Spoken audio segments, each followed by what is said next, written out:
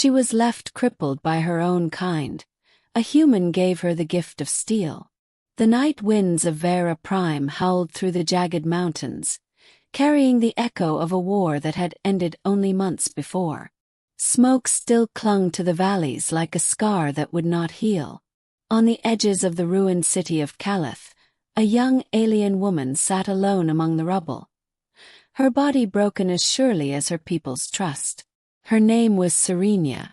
Once, she had been a soldier of her kind, the Elyrians, tall, silver-skinned beings born with speed and grace that made them natural warriors. But now she was nothing like the others. A plasma blast during her unit's retreat had shattered both her legs. She had survived barely. Yet instead of honor or care, her people had turned away. A cripple has no place in the new order, her commander had spat before leaving her on the blood-soaked battlefield. Serenya had crawled from the wreckage, half dead, only to be met with the silence of abandonment. The Elyrians valued strength above all else. To them she was a failure. For weeks she survived in the shadows of the broken city, dragging herself with her arms, scavenging food from wreckage, her once proud eyes dulled by pain. The war was over, but for her, the battle was endless. It was on a cold evening, under the ember glow of a ruined factory, that she saw him, a human. Elias Ward was an engineer, one of the few humans who had stayed after the war to aid with rebuilding. His people had not fought the Elyrians directly, but humanity's machines and supplies had flowed into both sides of the conflict, leaving him with a guilt he could not shake. Now, instead of leaving, he worked among the ruins, repairing water lines and salvaging broken technology. That night, as his lantern cut through the dark, he spotted movement among the rubble. Figure. Thin, trembling, dragging herself across shattered stone. He rushed forward before thinking, his boots crunching glass. "Wait, you're hurt." Serenya whipped around, her violet eyes narrowing like blades. "Stay back, human." Her voice was hoarse, but her pride still clung to every syllable. Elias knelt a safe distance away, hands raised. "I'm not here to hurt you. Let me help."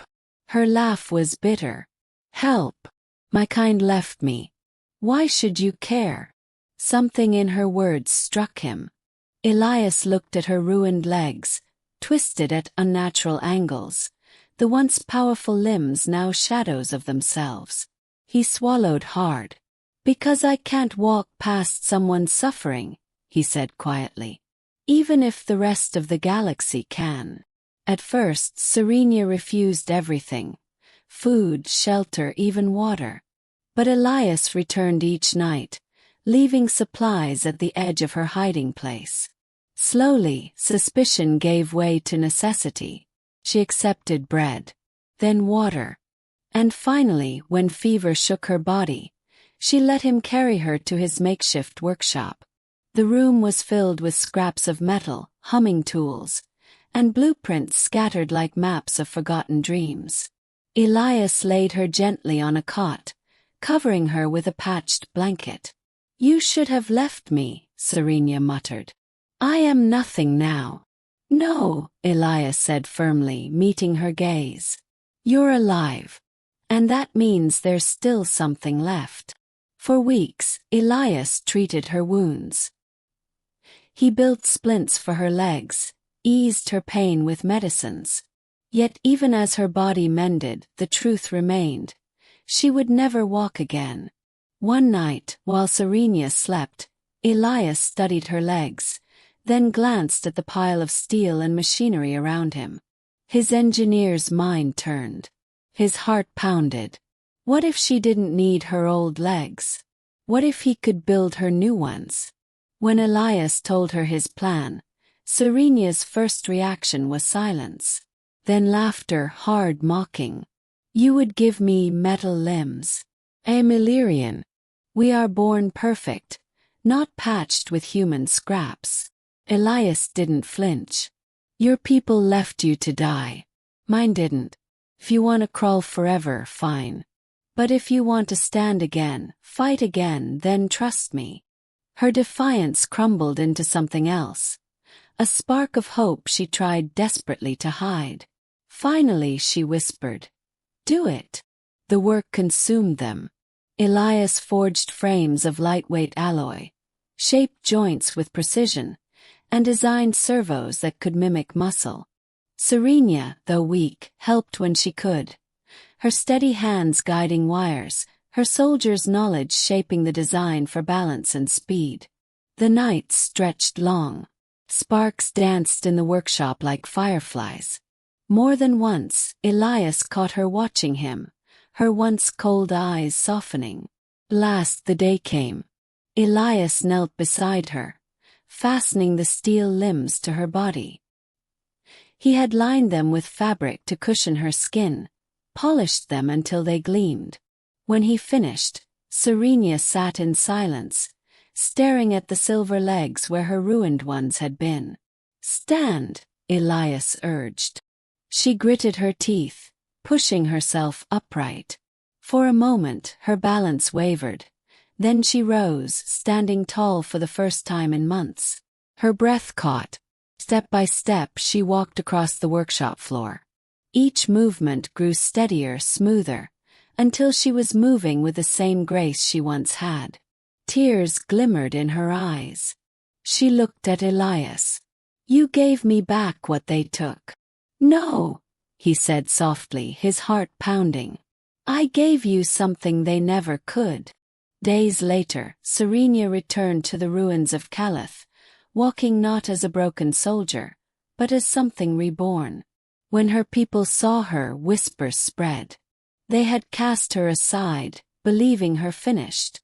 But now she stood before them with steel legs, stronger than before, a living defiance of their cruelty. "You abandoned me," she told them, her voice steady. "But I have risen again, not because of you, but because of the one you scorn. A human." Some sneered. Some looked away in shame. But none could deny the fire in her stride. That night, back in Elias's workshop, Serenya sat by the window, the city's faint lights reflected in her steel limbs. "I thought I was cursed," she murmured. "But you gave me more than legs, Elias. You gave me a future." Elias smiled, exhaustion lining his face, but warmth in his eyes. "You were never broken, Serenya. Just waiting for the right strength to find you." And in that quiet moment, as the ruined city healed slowly around them, a bond stronger than steel was forged, between a human who refused to turn away and an Elyrian who refused to be forgotten. That night, Serenya stood by the workshop window, the moonlight gleaming against her new steel limbs. The city lay quiet outside, but inside her heart, a storm of emotions raged. Shame, pride, and something unfamiliar. Gratitude. Elias was at his workbench, wiping grease from his hands, though his eyes kept drifting toward her. "You faced them," he said finally. "What did they say?" Serenya's lips curled in something between a smile and a snarl. Some sneered. Some stayed silent. But none could deny what I've become. She lifted one leg, flexing the steel joint, the movement so smooth it was almost natural. "They called me broken. Now I am proof that strength takes many forms." Elias chuckled softly. "Guess they'll have to rethink their definition of perfection." For a long moment she stared at him, her violet eyes glimmering. "You don't understand. Among my people, to accept help is weakness. But you," she touched her chest, then her new legs. "You gave me back more than what I lost. You gave me freedom." Elias felt a tightness in his throat. "You gave yourself that, Serenya. I only built the pieces. You made them yours."